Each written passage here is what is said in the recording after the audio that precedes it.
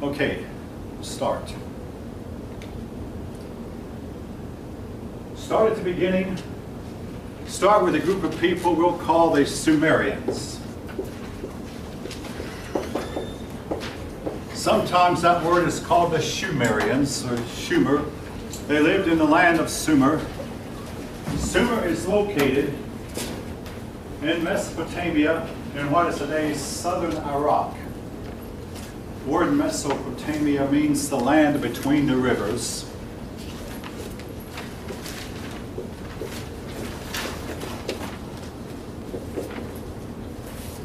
All right, now, having introduced the term, there are a couple things I want to say about what history is and how we get it. History, folks, is simply the reading of old, ancient, or old records that were written by the people who lived at the time. In other words, people who knew Abraham Lincoln wrote about him, and we read those, and from that we construct history. Same way with Julius Caesar, persons who lived in Roman times who met him, wrote about him. Socrates never wrote anything, but the people, three persons who lived at his time wrote about him. Now, this brings us up to written records. There are original sources, otherwise called primary sources, and there are secondary.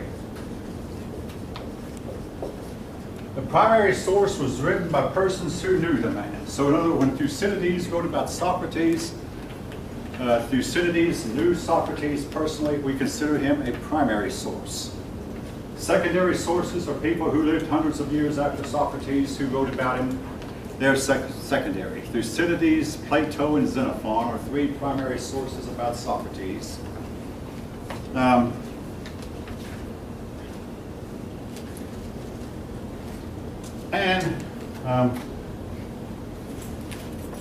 Again, secondary sources, persons who lived somewhat later. All right. So, now, with all ancient materials, paper tends to not last long. But especially when we're talking about 4,000 or 5,000 years, paper simply doesn't last that long. So what happened is, as the paper would get old and decay, someone would copy it. So what we have is a copy of a copy of a copy. That would, well, we still call them primary because, for instance, when Thucydides wrote about Socrates, or Plato, we don't have any of the original works.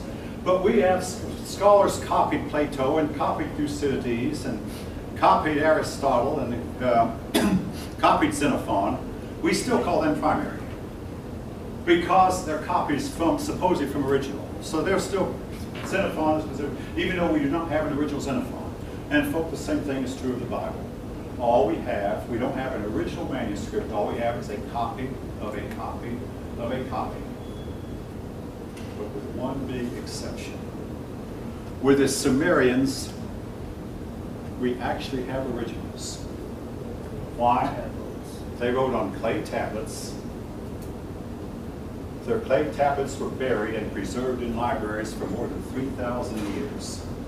And when we read an ancient clay document, we are reading an actual original source that is actually as old as it claims to be. Now, there's a big problem with that. Hey, that's more accurate history because every one of you knows you play the game of gossip, start a rumor over in this corner of the room, by the time it gets back there to that corner, it's going to be completely changed.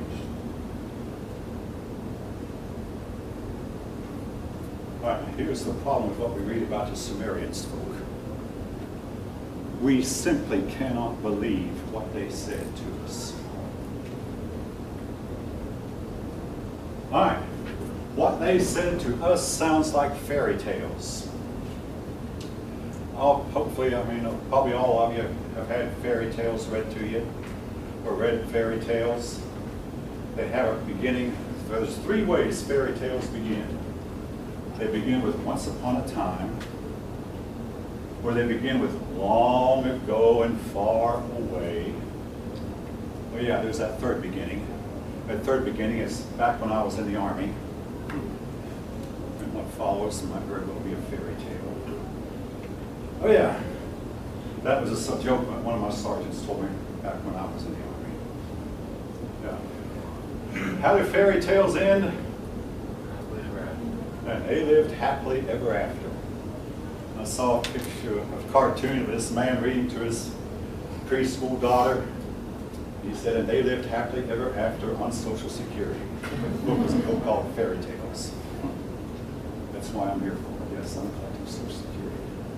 And I'm here. Somebody would have some idea what I'm talking about. Yes, I spent 27 years at Lockheed. So no, actually I'm here partly because I want to be. I chose to be. This is my chosen field. Lockheed was a secondary. All right, anyway, leaving that. All right, fairy tales. The difference between these fairy tales, though, and the ones you've heard is they don't begin with long ago and far away. It's right here at the present. The Sumerians believed that their gods had a physical presence in their temples. No, they were not statues that they worshiped. They were not idols. They actually were physical beings who had to be fed, who had to be housed, who had the ability to fly, and who often cohabited with earth women. Now, folk, it's not just the Sumerians. Every ancient culture, including, by the way, the Bible, says that beings, spirit beings from another dimension, from another world, call it what you will, cohabited with earth women and produced a race of pirates. How many of you know who was Hercules' father? Zeus. Almost of you know that. I heard several answers. Gilgamesh. He was supposed to be 2/3 divine and 1/3 mortal. How would that be? Because both his parents were mixed, part God and part divine. Yes. What page is the Sumerians? I'm not going by the book right at the moment. This is the one time, folks, on these first chapter, which I'm going to spend on. The first chapter, I'll deviate from the book more than I will any other. I'm glad you asked. But how the questions for the test? But the test of the questions will not. I'm not going to promise away from the book. To me, this is so important that I'm going to take the liberty to ask a few questions from the lecture that is not in the book, especially in regards to the first chapter. Okay, I hope we're clear. Now, if you think it's what I said is shocking, it should be. Now, folks, we discussed in some of our faculty meetings, and we keep hearing over and over again, this school is about you pupils. It's certainly not about me. But is it about you pupils, or is it about the people who lived back then also? To really understand the Sumerians, you have to understand their mindset, and it was not the same mindset that we in the modern world have. When I was at UT, the professor's name, Dan Bing by name, he's retired by now, he opened up with a lesson on what we'd call voodoo magic. That these kings would fight each other by making clay statues and sticking the clay statue of pins or cutting off the head of the clay statue with a sword. And they believe by so doing they were actually hurting the other king. We call this today voodoo. They believe this to be real. Now, again, folks, you're all adults. You can handle this info and give you any way you want to. On one of the papers, several years ago, I required that every student write a 3-page paper on the Sumerians, and one student wrote something I'll never forget. I quote it, "What you believe about the Sumerians depends on your worldview, whether it be religious or philosophical. What do you believe about the Sumerians?" Well, here's what we in the modern world tend to believe. That they created a lot of mythology to explain the universe, and their mythologies were their religion, and they believe.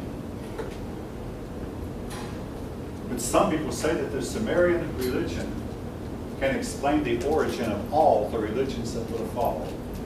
And when I say all, I mean the religion of the Chinese, the religion of the American Indians, the religion of the Indian Indians, and Christianity, and even Islam.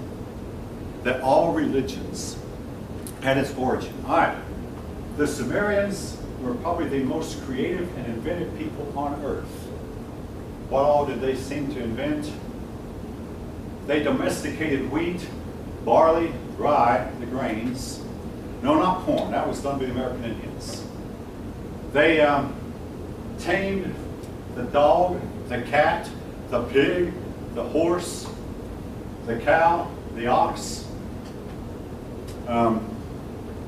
They set up a government system that included king, and yes, they set up schools. They had colleges. They set up factories. They traded on exchanges.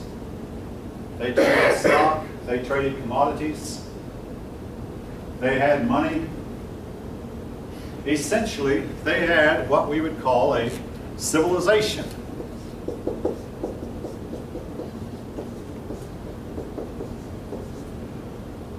Now, when I was a kid, our teacher asked us to define civilization, and my definition of, well, civilization means writing.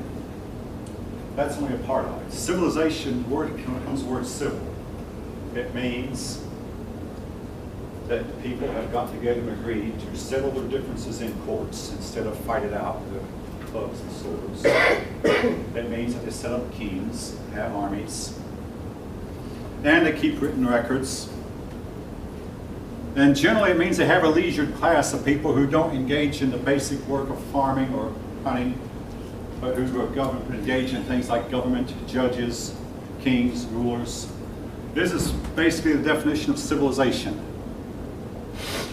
As opposed to people who are uncivilized, persons who live in tribes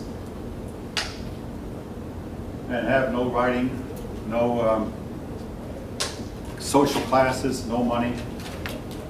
That's generally we consider those people uncivilized. All right, anyway. Sumerians, they're a kind of strange people in one way. Their language is not related to any other. Now, every other language on earth has another language that's somewhat closely akin to it. For instance, English. The language I'm using right now comes from the Germanic family of languages. And there's a lot of German words that have been incorporated into English with slightly different pronunciations.